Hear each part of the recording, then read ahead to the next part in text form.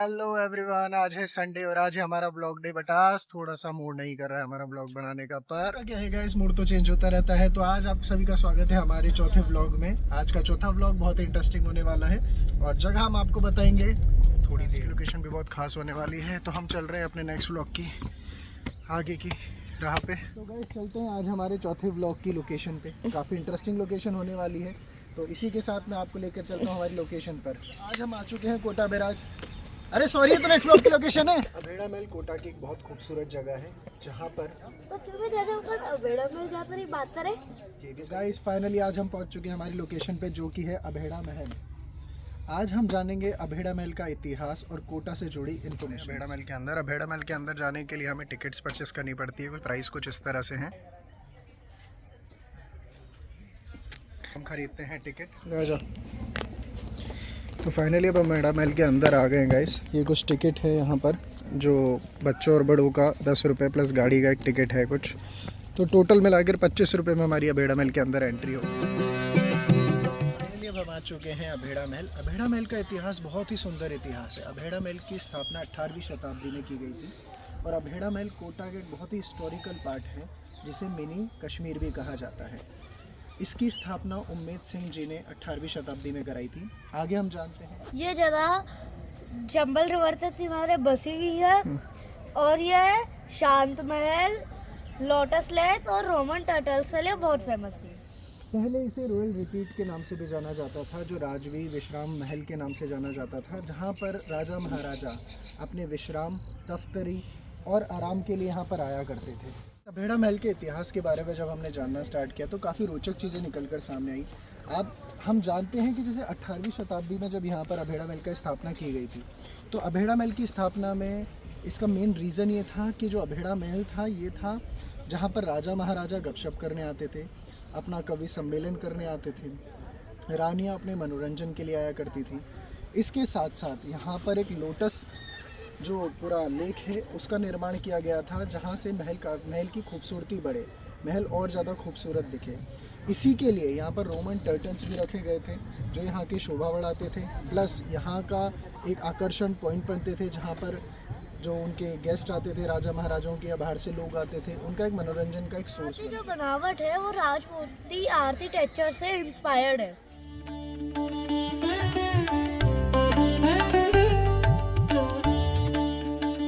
Guys ये है lotus lake, जो कि अभी हमने जिसके बारे में बात की थी।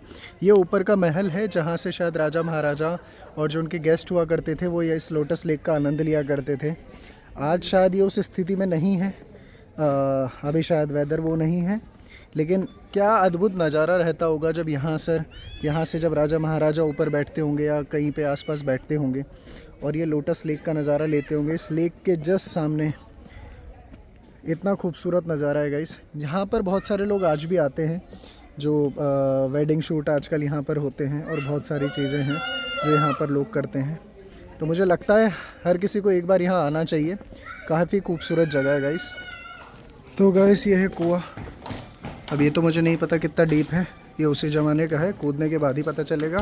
के मूड में नहीं हूँ क्योंकि मेरा चौथा ही व्लॉग है, मुझे और भी व्लॉग बनाने हैं। क्यों डायरेक्टर साहब, और क्या हमें उसकी गहराई नापनी चाहिए? हाँ। नहीं, बहुत धूप हो रही है, हम इधर चलते हैं। तो आज का जो हमारा व्लॉग है गाइस वो है अभेड़ा महल का। तो क्या ही मतलब खूबसूरत जगह है ये अभेड़ा महल। मतलब कोटा का छुपा हुआ ताज है ये, और क्या ही चाहिए, जहाँ पर नेचर की ब्यूटी और इतना शांत वातावरण हो। मतलब मुझे लगता है इसमें बोलते बोलते मेरी हिंदी काफ़ी सही हो गई है। क्यों आ रहा हूँ? और क्या? क्योंकि हिंदी सही हो गई और इंग्लिश हमें आती नहीं है। अब हम महल के ऊपर वाले एरिया में जा रहे हैं। ये इसका महल का कुछ पार्ट है, पूरा राजपूती आर्किटेक्चर का इसमें टच है। मैं पर्सनली सजेस्ट करूँगा जो जो यहाँ नहीं आए एक बार आए और हमारी तरफ फंस जाएं, क्योंकि हमें नहीं पता है आगे कहाँ जाना है। तो गाइस इस लेक का निर्माण 1346 में राजा देवत के द्वारा किया गया था।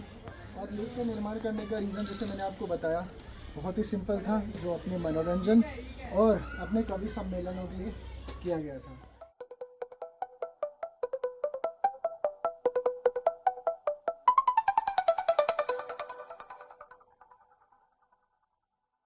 इस महल में आने के बाद काफ़ी राजा वाली फीलिंग आ रही है। गाइस अब हम जा रहे हैं दूसरे पार्ट में महल के। अभी हम यहाँ से उतर रहे हैं। हमारे डायरेक्टर साहब को काफ़ी परेशानी होती है ऐसी जगहों पर ऊपर से नीचे चढ़ने में। अब हम दिखाएंगे आपको इंटरनल पार्ट। अच्छी नज़ारा है गाइस यहाँ का। पहले हम ऊपर वाली साइड चलते हैं। तो ये जगह है जो हम सोर्स से देखते हैं, जहाँ से हमें बताया गया था कि राजा महाराजा यहाँ पर आकर इस अद्भुत नज़ारे का अनुभव लिया करते थे।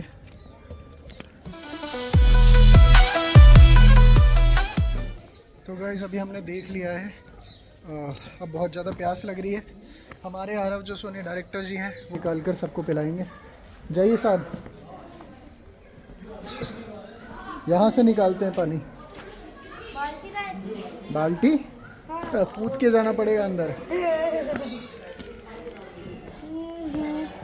पानी गंदा है सब। तो गाइस मस्ती मजाक से हटकर अब हम ये डिस्कशन को आगे ले जाते हैं, जहाँ पर हम जानते हैं कि हमारे ही सिटी में, हमारे ही मतलब सिटी को अगर मैं छोड़ दूँ तो स्टेट में, देश में इतनी खूबसूरत जगहें देखने के लिए। जैसे हम कोटा में रहते हैं तो कोटा की काफ़ी ऐसी जगहें हैं जो हम धीरे धीरे एक्चुअल में हमें भी नहीं पता हुआ करती थी। हम वहाँ कभी जाते थे, भूले भटके घूम आते थे, फ़ोटो खिंचा लेते थे, थोड़ा सा मस्ती मजाक कर लेते थे, लेकिन कभी हमने जानने की कोशिश नहीं करी कि क्या इसका इतिहास है, क्या इसके बारे में इंफॉर्मेशन है, यहाँ पर जो लेक है वो क्यों है, जो लोटस लेक है वो क्यों है। अब जब हमने धीरे धीरे व्लॉग बनाना स्टार्ट करा है, ऑल थॉट व्लॉगिंग नहीं कहेंगे, जो भी है हम कर रहे हैं हमारी तरफ से पूरी कोशिश, उसमें हमें अब जो इन्फॉर्मेशन मिलती है हमें पता लगता है कि कितना खूबसूरत इतिहास रहा है। हमारे खुद के शहर कोटा का भी इतना खूबसूरत इतिहास है।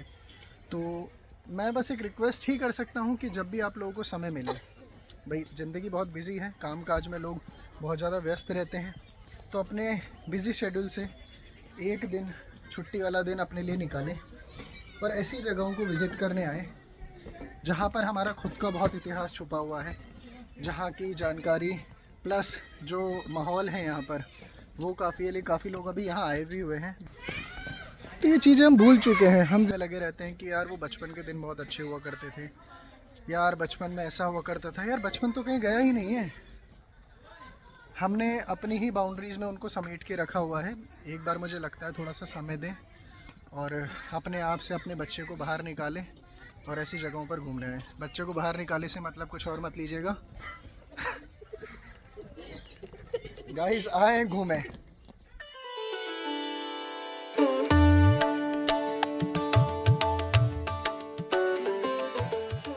अब हम जा रहे हैं बोटिंग करने। वैसे इस धूप में मेरी इच्छा तो है नहीं, बट फिर भी मुझे लगता है करनी पड़ेगी। तो गाइस फाइनली अब हम पहुंच गए हैं बेड़ा महल में। अब राजाओं महाराजाओं की तरह हम बाकी आनंद तो नहीं ले सकते, तो अभी के लिए हम बोटिंग का आनंद ले रहे हैं। ये आनंद नहीं है वैसे, क्योंकि बोट हमें खुद चलानी पड़ रही है और जो हमारे डायरेक्टर साहब हैं, महाराज जी हैं, वो उसी तरह से काम कर रहे हैं जिस तरह से कुछ लोग करते हैं। काम जीरो है और मेहनत मुझे ही करनी पड़ रही है। इनका ऐसा कहना था कि ये बोट चलाएंगे और ये ऐसे बोट चला रहे हैं कि काश हमारे पास भी उपलब्धि होती जहाँ पर मेहनत कोई और कर रहा होता और फल हमें मिल रहा होता। तो शायद राजा महाराजा भी ऐसे ही बोट चलाते होंगे। क्यों महाराजा जी? मुझे तो नहीं लगता, चलिए उनका सेवक भी होता होगा ना। तो मैं हूँ ना आपका सेवक, महाराजा जी, और हम इनके सेवक जो इसी तरह नाव चला के इनको नज़ारे दिला रहे हैं। मैं हिंडल घुमा रहा हूँ, तो मैं ज़्यादा दूर नहीं कर रहा। अब हम जैसे टाइटैनिक भिड़ा था उसी तरह हम बहुत पास थे, लेकिन अब हमने मोड़ लिया, हम बच गए। और यहाँ पर गर्मी है राजस्थान की, तो हम बच जरूर जाएंगे। ये सब हम बहुत बुरी मुसीबत में फंस चुके हैं, जहाँ पर हमारा जो ये नाव है टकराने। क्या अब हम आगे ज़िंदा रहेंगे? अगर देखना है आगे हमारे ब्लॉग तो कंटिन्यू रहिए। तो गाइस जब हम सीधा जा रहे हैं, जाते जाते पता नहीं क्यों थोड़ी थोड़ी टाइटैनिक वाली फीलिंग आ रही है।